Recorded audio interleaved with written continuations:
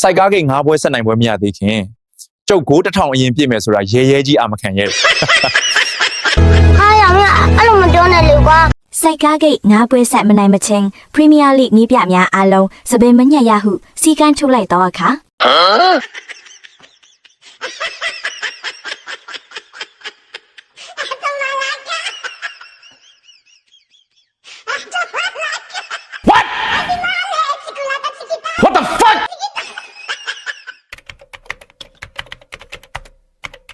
ငါတို့စိုက်ကားဂိတ်ကဒီဘက်၄ကိုသွင်းတာတော့တစ်မှတ်ပဲရတယ်ရေပြုတ်ကကြတကိုးမသွင်းပဲ၃မှတ်ရတယ်နားအောင်မလဲတော့ဘူးသစ္စာတရားအကြောင်းပြောရင် beauty စလုံးကကိုဘက်မှာကိုပြေးမြင်တယ်ငငယ်ကစိုက်ကားဖန်ကစားသမားဘဝကနို့ဘူးခုကြမိချင်ပါတယ်စိုက်ကားကိုဘုံပေါက်နဲ့ပွဲရခြေစွမ်းအတွက်ချီကျူးခြင်းတယ်ဘာလို့လဲဆိုငါကိုအသွင်မခံရအောင်စွမ်းဆောင်နိုင်ခဲ့